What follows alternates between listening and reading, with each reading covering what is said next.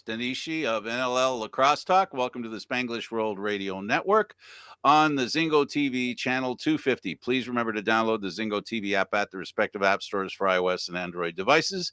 While you download, make sure you rate and leave a comment. Both apps are absolutely free. Zingo TV is available on Google Chromecast, Amazon Fire, Fire TV sticks, Roku sticks, and also in all smart TVs 2016 forward. Now joining us on NLL Lacrosse Talk, that is Gary Groob and I, the defensive coach of the Toronto Rock, Bruce Codd of the National Lacrosse League. How's it going, sir? I'm doing well. Thanks for having me. Well, we like to start our show always with talking about two people who are taking part in lacrosse, how they got involved, how they got the bite, and share it with us if you wouldn't mind. Well, I guess it's quite a long story ago now. My dad was a guy from Saskatchewan, moved to Ontario for a brief period of time and really liked lacrosse. He lived in the Woodbridge area, so he went to a lot of Brampton Excelsior's games and never got the chance to play himself, but he always loved the game. And whenever I was growing up, he threw me into lacrosse and I got hooked right away. What did you love about the game? Well, I mean, I was a very active kid, right? So being able to run around and hit people was certainly probably the thing that drew me to the game first and foremost. But, I just love being active and I loved all sports. And, lacrosse being a fast-paced one was very appealing to me. Yeah, especially if you're of the character you prefer to give than receive. Definitely. Right. But in lacrosse, you have to do both, unfortunately. You have to accept both. Yeah. Well, listen, thanks for being here. The Toronto Rock this year, not to ask for any political reason, but how did it change your approach going to Hamilton, moving from Toronto? Myself personally, it didn't change a thing really. Obviously those decisions are not something that myself as a coach really have a whole lot of input on, but it's been great. I can say that much. We really, the people, especially the last few weeks, have really embraced, the Rock in Hamilton. The atmosphere has been awesome. So from that standpoint, it's probably made my job a little bit easier because, people are excited and put some great energy in the building. But, in terms of anything, we approached anything different. Myself, no, I try and get the guys ready to play, whether we're playing in Hamilton, San Diego, or anywhere else. So from that standpoint, not a whole lot, but like I said, it's been a positive. Is Orangeville closer to Hamilton or Toronto?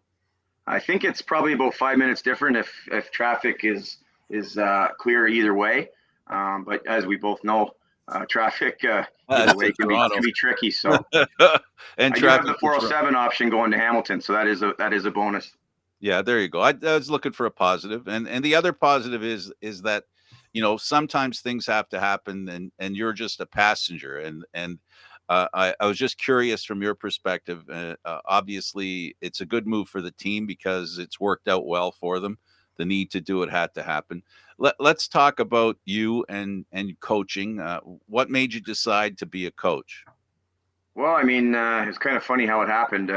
Growing up in Orangeville, we started a house league program in the minor organization, and they asked some of us, players at the time. I think I was maybe in midget or first year junior, to kind of help out with the house league program. And when I started doing that, I really enjoyed it. It was fun to kind of, be on the other side of the bench and, kind of just, I guess, ignited a bit of a flame there. And I think ever since then I've coached, it's, 20 some odd years now, and just enjoy, kind of giving back. Certainly that's something that we pride ourselves in Orangeville with, is giving back to the game, whether it's, volunteering or coaching or whatever. And it just seemed to be a natural fit, I guess, in a lot of ways. So, that's how it started. And I'm certainly glad that happened.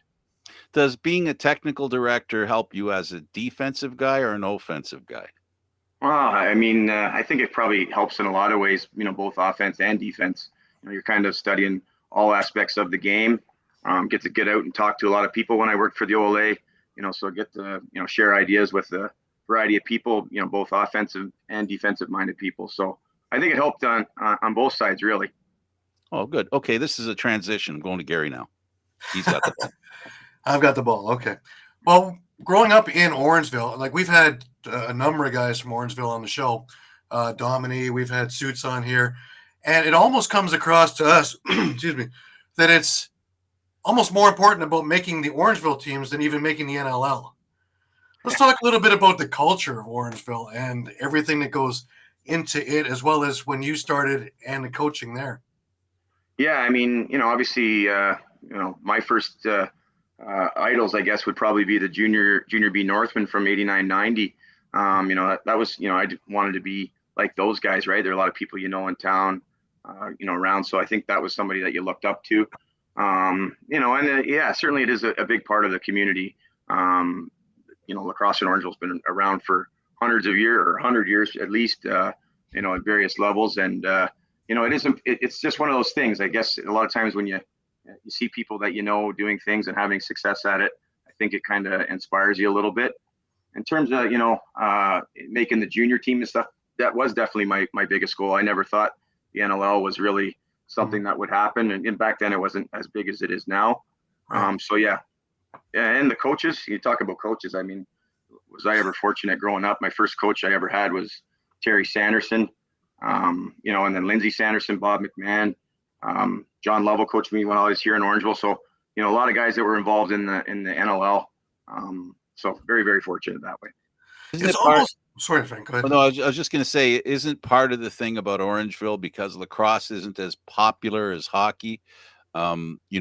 More local guys can stay when there's fewer teams to actually play for, so it becomes more of a community team as opposed to one where players go hit the road. I think that does definitely have an impact, right? I think in terms of popularity, I bet you lacrosse is more popular in Orangeville than hockey is. That's probably an anomaly. Understood. I do think that does play a factor. Like I was very fortunate, to play 5 years of junior lacrosse with a bunch of guys I grew up with and around town. So, I think lacrosse, the way it's set up that way, definitely leads to that. If that's the OHL, guys are sprinkled all over the place and, maybe don't have those same connections. So I do think that definitely helps that. Another contributor to the family-like reputation that lacrosse has and the people involved in it. For sure. There's that small town feel with the game, without a doubt. It almost works the other way, because when we all grew up around here in the city, we'd play hockey, and then we were told to play lacrosse to keep staying in shape year round. It's the other way around in Orangeville. You'd almost play hockey just to stay in shape for lacrosse season. Yeah, definitely. And then that's how I kind of got it. Going back to that point earlier, like my dad was a hockey guy, and that's what he knew that everybody did in this area, right? So yeah, but to your point, I think in a lot of ways you're seeing a lot of kids that are not focusing solely on lacrosse, but maybe a little bit more focus on lacrosse than hockey. Now, you also had a hockey career, right? You made it to junior B, was it? Yeah, I played 5 years of junior B here in Orangeville, and had a lot of fun doing that. I mean, I love both sports. They lend so well to each other. Just the dynamics and everything. So I guess you call it a junior career, but not at the highest level, that's for sure. Right. Did you do any other sports other than those two? I played a bit of everything when I was growing up: soccer, baseball. But never anything super competitive. I think lacrosse was always the focus in the summer and hockey in the winter. So that doesn't really allow you a whole lot of time to do other stuff. But I certainly played everything, whether it be at high school or middle school, that kind of thing. Right. But you mentioned you played your 5 years in Orangeville. You moved up to MSL and you wound up playing for Brampton. Talk about that. Like, you're in the heyday of the program then. Yeah, I mean, it's another one of those like fond memories you have as a kid. Thursday nights used to be Brampton Excelsior games, so we would truck down there if we weren't playing, and got to watch John Tavares and Troy Cordingley when they won back-to-back Man Cups. That team was unbelievable. The old outdoor bowl outside of the arena, in between periods playing. So I always had a fond memory of Brampton Excelsior's games, and I wasn't drafted by Brampton originally. I was drafted by Ohsweken. I think they folded, right as I got drafted, kind of thing, and became a free agent. And obviously there were so many other Orangeville guys that were playing there. And again, Terry Sanderson, as the coach. So that was just a great few years in Brampton. I mean, the proximity from Orangeville to Brampton was great, but also we had great teams and, got to play in, I think, 4 Man Cups. And, that was awesome. Talk to us about the Man Cup and what it meant to you growing up and being a lacrosse player. Yeah, I mean, it was I always remember, like, some of those Man Cups that you went to as a kid, and just how much of a grind it was, especially, for the team coming across the country, whether that was East or West, just how hard that is to, live in a hotel room for 10 plus days, and you're playing basically 7 games in 9 or 10 nights. So I always had respect to just how much, went into that in that short period of time. But, those were battles too. The summer lacrosse is always very physical and, played at a high intensity. So the Man Cup meant a lot to me as well. I mean, that was something that, again, growing up, I don't know if I really thought about a whole lot because it, wasn't, an Orangeville team or whatever. But yeah, it was definitely very hard to win one. Let's put it that way. I'm a little older, so some people might not be able to make this association, so I'll just try it anyway. Lacrosse back then was like the original six in hockey. There were a half dozen teams. One of them was going to win it, and you knew who the enemy and you knew who the teams to beat were. Yeah, definitely. I mean, certainly in the era I played in, there was one or two teams in the East every year that were very strong, and then kind of, take a step down from there. And same thing out West, so that, yeah, you got a pretty good idea who you had to stack up against, and what you had to do to get by them. And again, that created that animosity a lot of times too, which brought a lot of passion and energy to those series for sure. It's always nice to know your friends, but even better, your enemies. Definitely. That's the other unique thing about lacrosse, though, too, is, a lot of times you were enemies in the summer and teammates in the winter, right? So our viewers know that. We preach that every week. Where it's kind of somebody you liked in the winter, you couldn't stand for 2 months. Well, that's why it's so much like a family, right? Because I don't know of any group of people that fight harder than at the dinner table. That's the truth. That's for sure. That's why I'm so skinny. I lost all the time. No, listen, we've had this conversation, and we actually had this. Well, I won't bring them up. That we had this particular conversation with the owner of your team, and yeah, there's a lot of that goes on where there's always this change, and it is such a small world, and you do get to know people from both sides, and that is something that is unusual in sport. How does that affect, if we're missing something, if there's something you could add to that, how does that affect the overall relationship of lacrosse players, lacrosse coaches? Because they change too, and GMs and such. How do you think that helps the game? Because I think it does. Oh, I think there's a certain level of respect, especially when you've played with people and got to know them, probably on a deeper level when you're teammates, and then all of a sudden, when they're on the other side, I think there's a certain level of respect, and maybe it makes me think of a conversation having with one of the guys I played with when I was young in the league, and they said they hate that the NLL has kind of made lacrosse softer because they used to really battle with guys and they didn't know each other as well as they do now, and it was basically a war. But I look at it the other way. I do think that someone that very well and respect, you're probably not going to maybe do something heinous and things like that. So I do think it leads to I don't want to say cleaner game, but just a level of respect. A little more technical game, anyways. Yeah, exactly. There's no feeling out process. Yes, and I like the level of hate is probably toned down a little bit. You're still gonna want to win. Like, doesn't matter who I play, I always want to win. But I just think that some of that animosity is taken out of it by that. Yeah, but as a coach, it's not just about hating your opponent. It's about wanting to win. That drive to win that really matters with players. So, hate's got what it's got, but I don't think the drive that players have can be beat by anything. As a coach, how important is it for you to have a player that has drive, almost more than talent sometimes? Yeah, no doubt. Just like go over all sports, where you see all kinds of people that were extremely talented, but maybe didn't push themselves or work as hard as they needed to, and either fizzled out early or didn't have success. Right. I think of the people that are the highest, like a Dan Dawson, for example. The guy is so driven. That's why he's played for as long as he has and has had as much success as he has, because he does all the little things and works so hard. So yeah, I think that's certainly a big part of it for sure. Lacrosse players aren't as jaded as some other sports, and mostly because on the relationship between doing it to make money or doing it to love it. You sure have to love it a lot more in lacrosse. Yeah, there's no doubt about that. I mean, obviously, guys aren't making the money of the other big four and things like that. But I think that's what makes it enjoyable too, though, because you are doing it for the love of the game and just the sheer enjoyment of it. Otherwise, you probably wouldn't do it. So I think that's a unique thing and a great thing about our league. That small town mentality again. Mm-hmm. Do you think that the Man Cub is in any trouble because of the PLL and what they've put in their contract, that if you're playing for them, you can't play for summer ball? I don't think it's in trouble. I mean, I would certainly hope not anyways. I think there's a lot of players out there that, can step in. I don't think there's going to be, it's not like there's going to be 400 players, gone from the senior ranks. I think there's still going to be a very, a large number of people, that will want to compete for the Man Cup.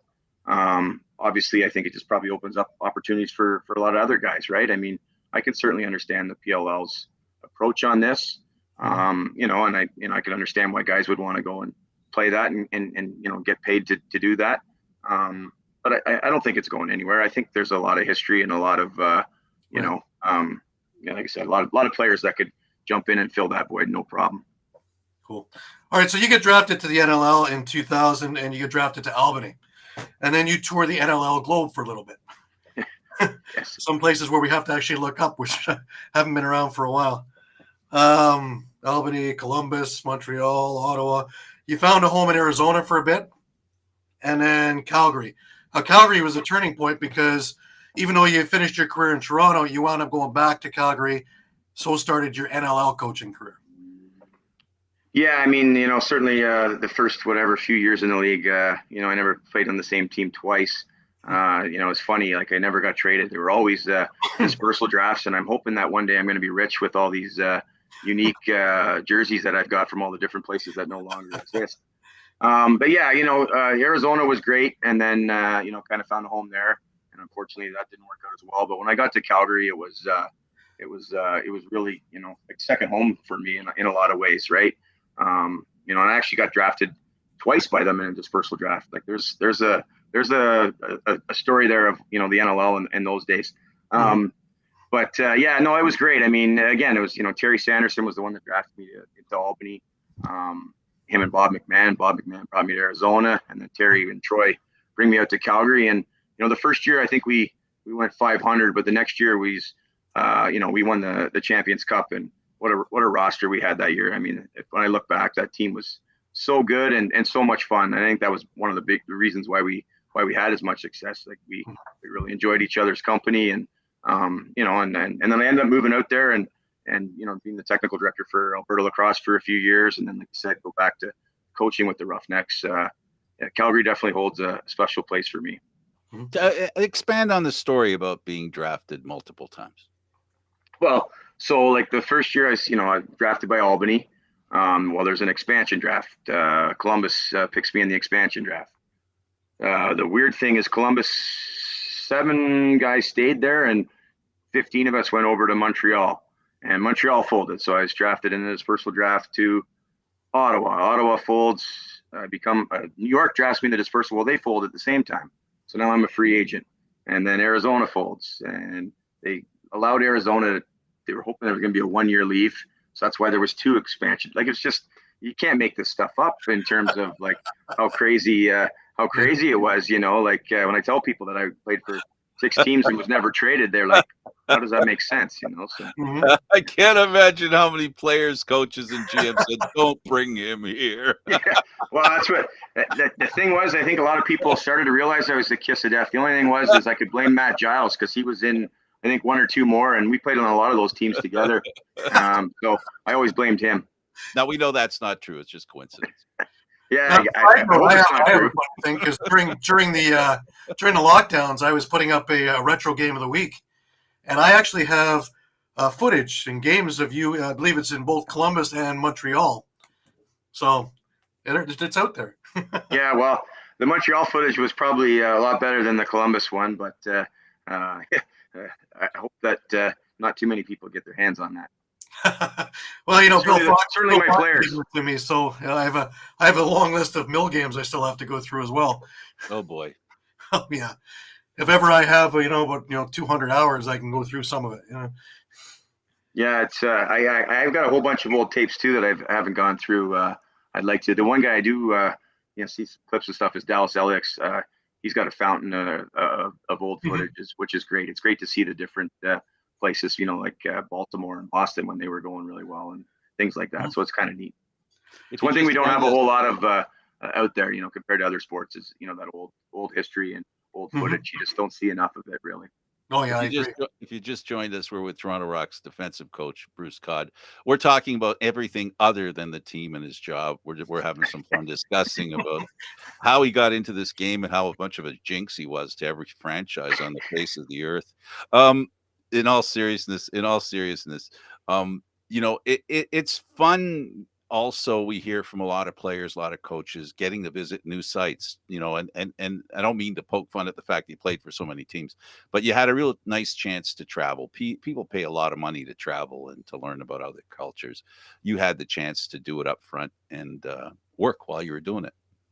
Yeah, I mean, that's been one of definitely the cool perks of being a part of the NLL. And, I even got to go over to Australia with an NLL series with a bunch of guys, 1 year. And yeah, that's been definitely one of the definite perks. I remember, when my career was winding down with Toronto, I know I made a conscious effort to get out and see more of the cities that last year because I didn't know if it was something that, I was going to be able to continue on for much longer. And fortunate enough, I have been able to do it with coaching. But yeah, it's definitely, got to eat a lot of great restaurants and see a lot of cool sites and, things like that, through our time in the game. So certainly, very feel very fortunate about that as well.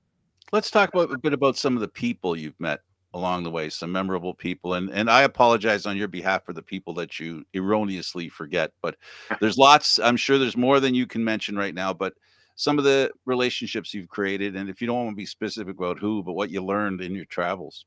Well, I mean, like, are you talking like teammates or are you talking just coaches, in general? the environment in general, what it was like to be a player in the NLL and now a coach in the NLL? What are some of the nice things that you can reflect on even now? Oh, that's ultimately that I think that's probably been the greatest thing about being in the NLL and playing in the NLL is those connections that you've made. It's funny. I mean, there's a lot of guys over the years. I'll give you an example. Peter Locke is a guy that I played with in Arizona, and he was from BC, and we were rivals 1 year in the Minnow Cup, and then you get to know him, and so a lot of guys you lose touch with over the years, but when you see them, it's like that instant connection again. Like another Arizona teammate there, Chris McKay, hadn't seen in 10 plus years, saw him this summer, and we just start laughing and talking about the old stories and things like that, and so there's a lot of those like Peter Locke was one, but even Dan Dawson, there, and guys out in Calgary like Jeff Shatler's, one of my best friends. We had so many laughs together when we were living in Calgary. The list just goes on and on of the cool people, and you mentioned the coaches too, right? I mean, again, I talked about Terry Sanderson, but he had a profound impact on my life. Right from the first time I played the game and got to learn so many life lessons from him, and Bob McMahon's another one, that I, really hold in the highest regards. And thanks so much for, all, like I said, all those life lessons and those times where you learn about, how to treat people and how to be a professional and stuff like that. So yeah, if I really was to say what's been the highlight of, I think it would be the connections and the people that I've met in the game. It's, you just can't, say enough about it. So you finish your career and right away you're behind the bench in Calgary. How did that come about? Well, it's kind of funny. I think, what was it, the year before, I kind of knew that I was getting a little long in the tooth. I wasn't getting bigger, stronger, and faster, and everybody was. And I kind of had an opportunity to maybe, coach in Edmonton while I was living in Calgary. And I met with Derek Keenan and talked to him a little bit about it. And then I said, I'm going to try and get one more year out of it, kind of thing, because I was moving back home to Ontario.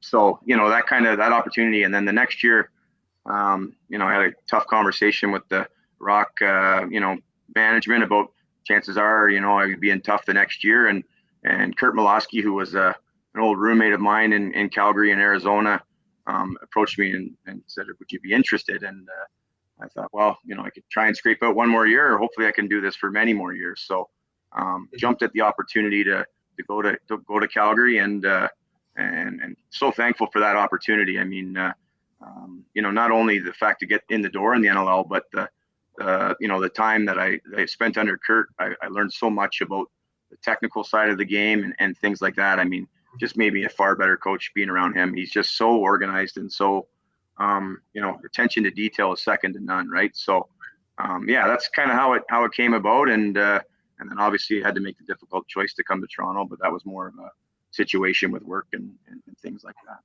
Must have been a little bit strange, though. You go back to Calgary, and now the guys you're playing with, you're coaching. That had to be a little I mean, it was good. I mean, I did have 1 year removed because I did play in Toronto as opposed to, being out in Calgary. But, I think my time when I was, at the end of my playing time in Calgary, I was in some ways, I think I was more of a coach than a player in a lot of times, right? I think, I wasn't a leader with the captain or assistant, but I spent a lot of time, talking to coaches and doing that. And I had been coaching for quite a while. I know certainly the year I played in Toronto, I literally sat beside Troy Cordingley on the bench more than I was on the floor. So, I think it was because I kind of had already had that role or whatever previously, they opened it and were very receptive to it. I mean, right. I'd never had anybody, give me any pushback or anything, or had to have any of those difficult conversations sometimes that people would have, between the coach and player relationship of somebody that you just played with, right? So all that traveling between teams was advantageous because you had a chance to, as you put it, sit beside people who could teach you about coaching. So you sort of got it by osmosis. It's not like you walked into the rink the first day you played to say, I'm going to be a coach down the road. A lot of it just happens through osmosis, right? And those changes that kind of stood you in good stead down the road. Yeah, for sure. I mean, and again, a lot of that comes from, good mentors and things like that too, right? I mean, the people I mentioned, were some of the best coaches. So, I think that you just, like you said, osmosis, you just learn by watching and, and conversations that you have where you're on a bus or a plane or, I think that really, definitely steered me down that path too. Winning's important too, because you got to know what winning looks like, feels like, and I hate to say it, smells like. Yeah. I mean, I was fortunate in junior, my first 2 years of junior lacrosse, we won a Minnow Cup, and you think you're going to do that every year. And, even in the MSL, I think, we were 3-man cups in a row and won my first year there, or second year there. Sorry. So yeah, you almost think that it's going to happen all the time. And in the NLL, I wasn't as fortunate. I mean, I think we lost in 2005 and 7 when I was in Arizona. So you had to go through some hardships to learn how to win in that league too. And I still think it's the hardest one to win of all the, lacrosse trophies, just for that reason. It's, a lot of times it's one game, playoffs and things like that. Right. So, it took some time, and fortunately got together with a great group in Calgary and got it done. Sorry. Now, you've been successful in all areas coaching. What do you attribute it most to? Is it drive, preparation, ability to teach, communication, a little bit of everything? What do you think? Well, I think first and foremost, it starts, probably with the players. I mean, you can coach a lot and teach a lot, but if you don't have a certain group of players that are, willing to, do the things that we talked about earlier, like, be driven and committed, that makes it very tough. And obviously coaches have a role in that, and, in fostering that and things like that. But so I think first and foremost, I've been fortunate enough to be around some good teams and some good people. And some of it is, I think I learned a lot from Kurt, like I mentioned, in terms of his preparation and his work. Like, before I went to Calgary, I watched video, but not to the same extent. Like, now I'm watching 4 or 5 full games a week, preparing and things like that. So I do think I learned that from him, and I do think that's had an impact. Certainly at the junior level. I'm sure there probably isn't you don't see a whole lot of video cameras around the arenas, and I always made sure I had that because I think it's a valuable teaching tool. And right. But I think that's a lot of it. Certainly preparation and work, but I also I pride myself on being fair and hope that players think that I'm somebody that they want to play for, and that's what I always strive to do is to be fair and treat people with respect. And I think if you do that, you get players that work hard for you. Now, with a couple of throws too, is you're able to win the Founders Cup at home in Orangeville with your senior B team. You're able to win a Minto Cup for Orangeville. So these have to be huge thrills too, being an Orangeville guy. Yeah, that Founders Cup one was really cool. I mean, as I mentioned, when I was growing up, they brought the junior team back from 1 or 2 year hiatus, and they won back-to-back Founders Cups. And literally, I went to every game, I think, of the first playoff run where they upset Kitchener at Lions Arena, and I can still remember standing on like a dasher. I couldn't move the whole game because the place was packed. I would have lost my seat. But those guys I looked up to, and so the Founders Cup meant a lot to me in that standpoint. So, when they brought the junior B team back here in Orangeville, it was kind of like people always thought there's no way they can win with the junior A team and things like that. So to be able to accomplish that in front of 1,000 people in Orangeville was very special. Like to show the guys in town that even though there is a junior A team, you can still have success. And and then the cool thing about that 2019 thing was a lot of those guys that were on those Founders Cup teams were the guys that won the Minto Cup, right? When they were older. So they got a taste for winning when they were young and carried that through. And that was really special that year. I mean, they were just such a great group of kids, and things just kind of fell our way. I mean, we had so many little challenges along the way, like 4 games in 4 nights to end the regular season. Had to win all 4 to finish first. We found a way to do that. Just stuff like that. It just kind of was a storybook kind of year. Now we go again into the NLL, and both Calgary and more so in Toronto, you're known for really, really stingy defenses. Really well prepared defenses. You want to talk a little bit about how you get these guys prepped? Because it's not the same as junior. You've got to obviously go about it a different way.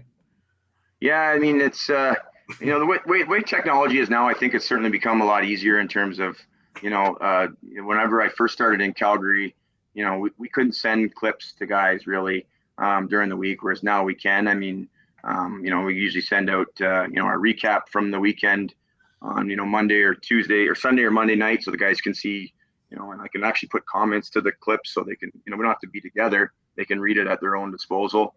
So getting that feedback is great. And then we were lucky in Toronto that we do practice every Tuesday. 90% of the guys come in, so we can have a film session on Tuesday night in person, talk about stuff, and then practice after.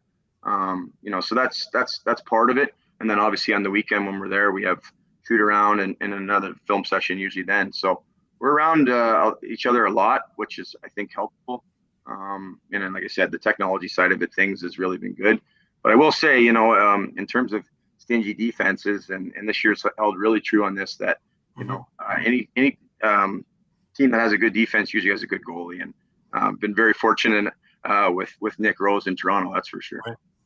I agree. I think the whole chemistry of this team, the last time I saw something like this out of this team was probably 2010, 2011. And those were cup years. There's just something very special going on. It started before the lockdown, lost a couple of guys just through those couple of years, but the base stuck around. And now with a couple of additions, I think this team is just magical. I don't think anybody wants to play your defense come playoffs. Well, I hope you're right. Sorry, go ahead. No, I'm so sorry.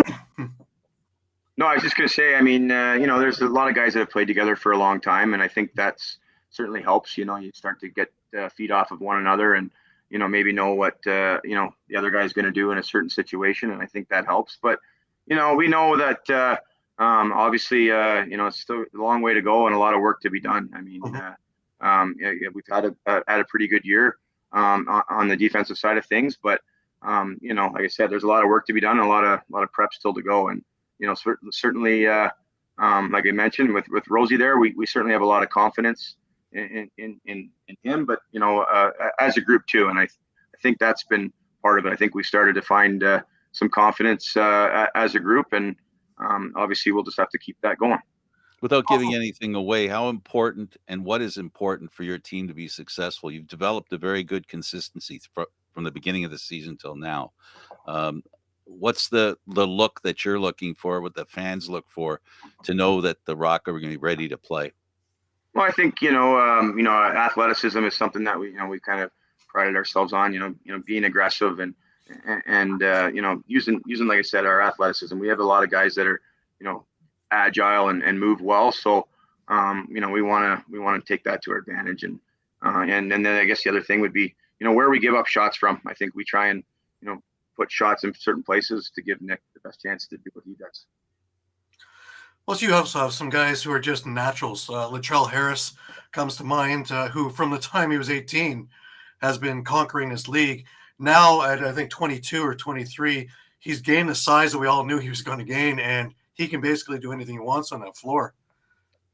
Yeah, I mean, Latrell is a special player. And I still think the ceiling is hasn't been reached, but you're starting to see even more so, this year that the sky is the limit for that guy. I mean, going back to when he was 18, he had shoulder injury and stuff like that. He was playing through a lot of pain, and I really think that maybe held him back a little bit. Whereas now he's healthy and had some time to get stronger, like you mentioned, and you're seeing his explosiveness and things like that. He could play in the offensive end, no problem with his skill set too. He's just an incredible athlete, and I think he's starting to gain some confidence too, which is great. I mean, I really do. I think he could be a very, very scary person for opposing teams. I believe it. Yeah.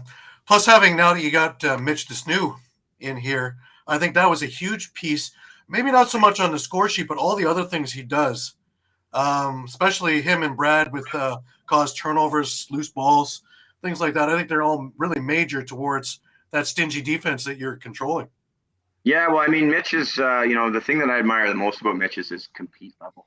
Like he is just like an ultimate competitor. There's times where he is, basically frothing at the mouth over a call or things like that. But that just shows how much he wants to win. And, he just brings such an energy to the team. And, we go back to, when we got him, I remember every time we played Buffalo, it was like, someone get that guy. The guys that are really hard to play against and that you hate to play against are usually the guys you want. And certainly Mitch is, fit that bill. But, you talked about maybe not on the score sheet, but he's almost scoring a goal a game, for the last 10 or 11 games and creating all kinds of things in transition too. So not only his defense, but, his offensive production has been great, and his compete it is. He's such a competitor.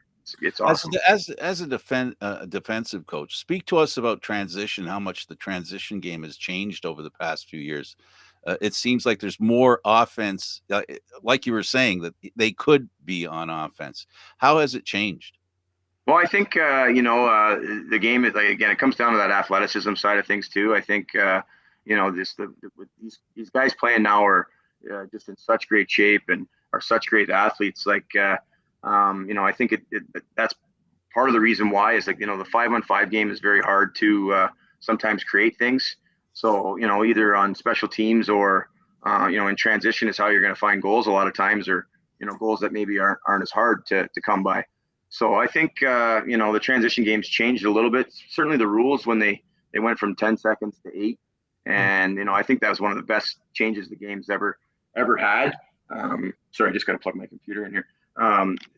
They've ever had is going to that, like the fast, you got to set the ball down. It used to be, you throw it to the referee or you carry it to the corner and set it down.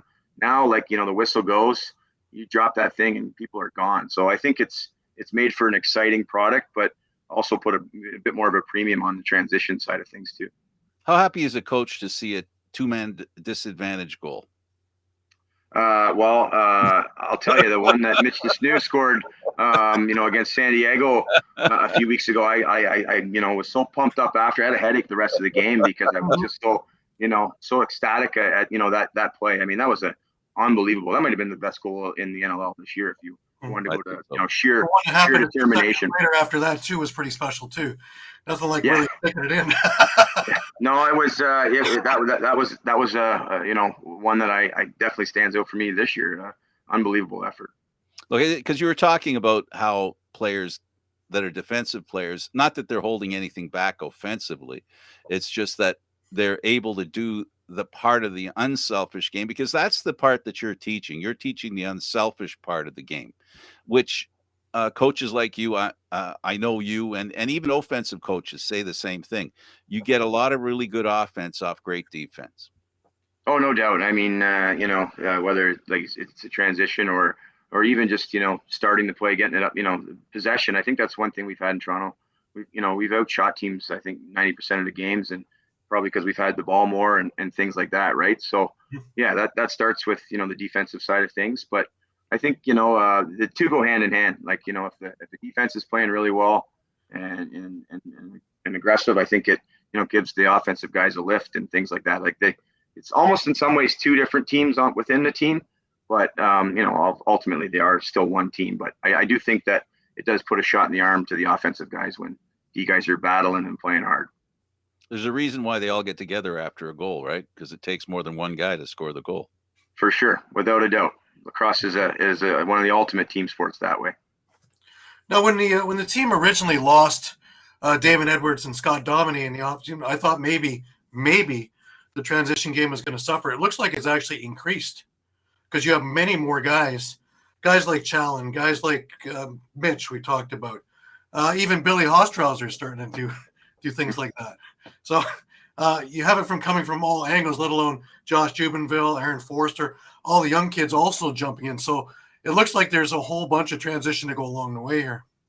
Yeah, I mean, it's always something I think, Maddie's teams, as long as I've known him and coached with him, he does put a premium on transition and, enjoys that side of the game and feels that's the right way to play. And, obviously I'm similar, come from the same background and stuff like that. And, I think a lot of that, anybody can, get those opportunities if you're willing to run and work hard and defend first. I think that's one of the biggest things is, a lot of guys can keep out the back end if they want, but you're generally not as successful as when you defend and then go in transition, right? But we've had a lot of guys step up.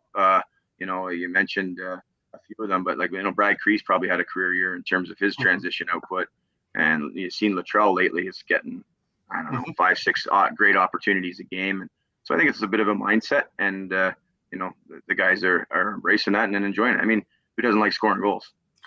Right, let alone nobody's going to intimidate this team. When you have a back end of Brad Cree, Bill Hostrauser, Mitch DeSnew, let alone Latrell Harris, nobody's going to intimidate this team.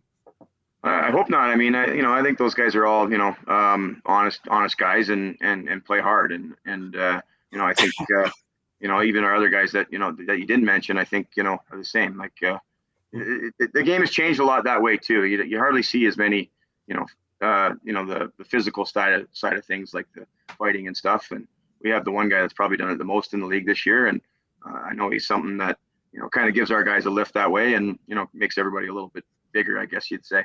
Mm-hmm. When you build a team like that, I'm always amazed that, if this is something that transcends just lacrosse, it's sports in general. As a coach, you look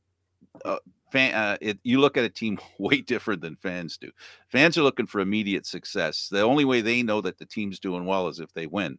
When does a coach know? Do you understand my question? When does a coach know he's on the right track, even though nobody else sees it? Well, I mean, I don't know. I'm a little reluctant to answer that because I don't know 100%. I think there's times you get signs that people are kind of doing all the right things and that, but until you win, I guess would be the ultimate test of really knowing if you're on the right track or not, right? Because I think certainly in professional sports, that's got to be the goal for every team and that. So I don't think until you win, but there are times that you see little things where guys are totally committed, whether it's at the rink or away from the rink, and and as well as playing for each other. And I think that's one of those things that that would be an early sign that you're on the right path, is when you see guys really enjoying each other's company and competing for each other. I think that's the true mark of usually almost all championship teams, that they get along and they want to play for each other. I was speaking to the process. Yeah. Well, I mean, so to the process would be working hard and those other things that I practice, and like I said, like away from the rink and stuff as well. That's stuff the fans can't really see unless they're drinking with them like Gary. Maybe. Hope he's not drinking with too many of our players. It's too long a drive home from Hamilton now. Now, one thing we didn't touch upon, you recently retired or you resigned from the OLA as technical director. What was entailed in that job of being a technical director for the OLA? Well, I think most of my, my role with the OLA, is kind of centered around coach and player development. Certainly I spent a lot of time with the coaching program, whether it's setting up the coaching clinics, to get the certification for the coaches, which is, obviously all sports have to do that. Mm-hmm. But, I got to do a lot of other really fun things there too. I mean, I spent a lot of time doing what we called the school program, going across Ontario and going into, public schools and kind of introducing kids to the game. And actually had a really neat story the other day for my time when I was in Alberta. Somebody who's now a coach out in Okotoks, and they never knew anything about lacrosse until this blonde-haired guy from Ontario came into their classroom. And, that's the first time he saw lacrosse, and now he's a coach at the junior level. So, but yeah, that was one of my big roles too, was, doing school visits and trying to get kids interested or introduce kids to the sport, and hopefully, get them to sign up and, that. So that was a big part of it, but there was a lot of other things, Team Ontario program, overseeing that and spending a lot of time with that. So I enjoyed that. And, obviously the other administrative stuff that came with the job, but really coach player development would probably be the biggest thing. Right. How important is, because especially in sports like lacrosse, volunteerism? Well, I mean, it's something that's, not just in sport in general, is kind of on the downturn, right? And but it's huge. Like that's one of the challenges for organizations and things like that, is to find people that are willing to volunteer coach when you got to put 20 some odd hours a week in to do it. Whether it's traveling to games or time at the arena and things like that. So it's massive. I mean, I think you're seeing the challenges a lot of organizations have because they can't get volunteers to really commit. A lot of people will sign a check and they don't have to do anything, which is great. I mean, money is, makes things happen, but volunteering is still a huge part of it. And it takes people that really want to be there and love to do it. And when you have people that are there for the right reasons, it's infectious to everybody else, right? So I think it's a big part. What do volunteers get out of it? Can you share that with us? Sort of a little promo for volunteering?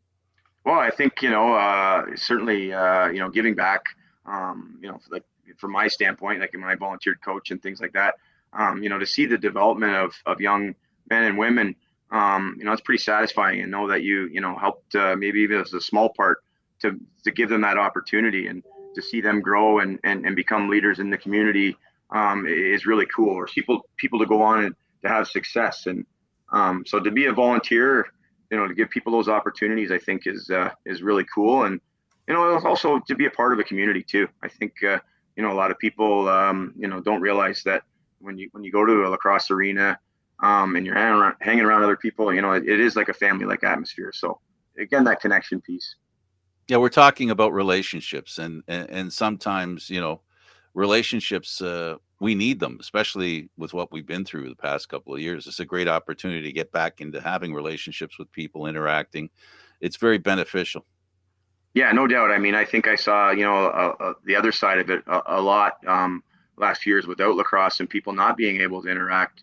Some people, obviously, I think I understand why they didn't deal with it as well. You know what I mean? I think it is something that is, so ingrained in us as people and in our society that, that is a great outlet to be around people and get the benefits of being around people, really.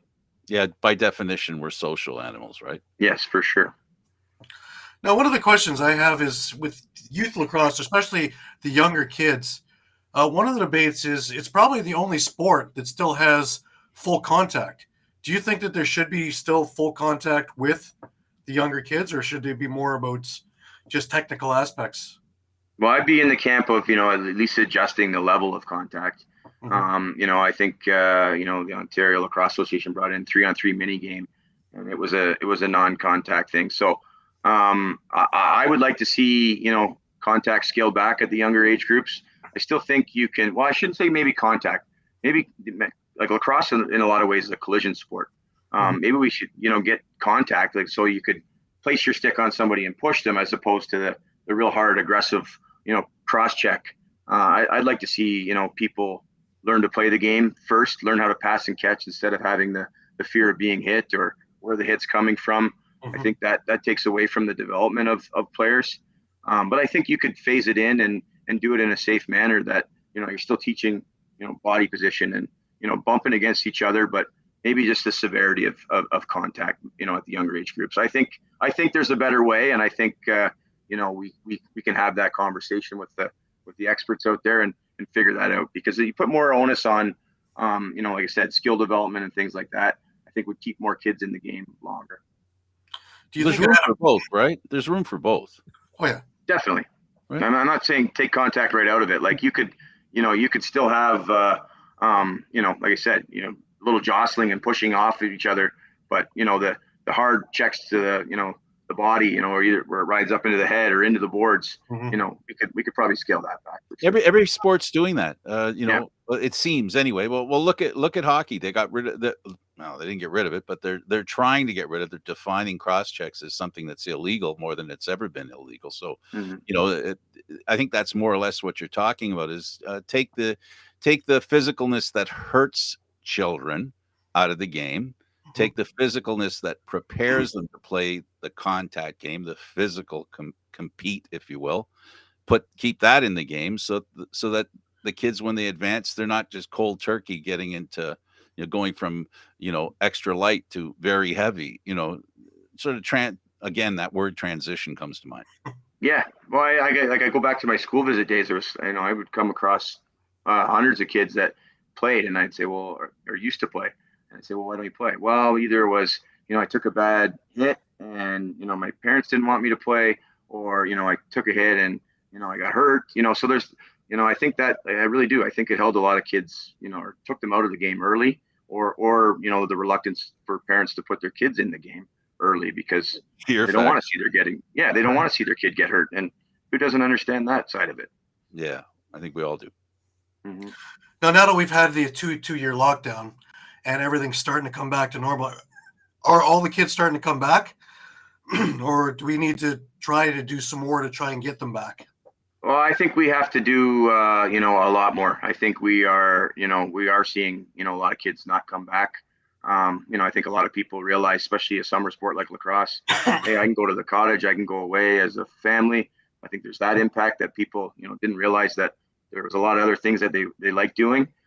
So I do think we have a lot of work ahead of us as the, kind of the gatekeepers of the game to, circle the wagons and get kids playing. I think we have to throw all ideas on the table and, figure out, the best strategies, whether it's getting out and doing, free grassroots programming in communities and, things like that. And, again, the contact thing would be probably another one of those things that we want to, look at as well. But yeah, I think, there's a bit of concern from my standpoint anyways, in terms of the numbers and, how we get those back up.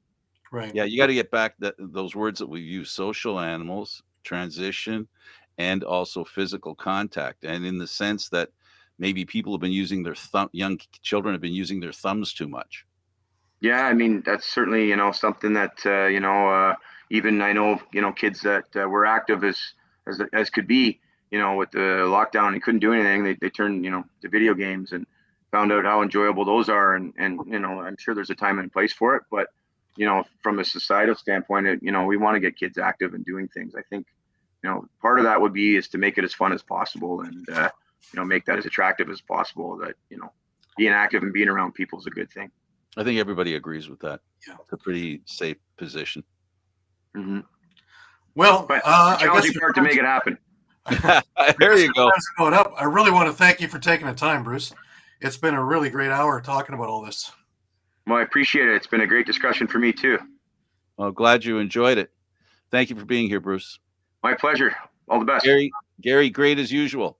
Thank you, Frank. You as well. Okay.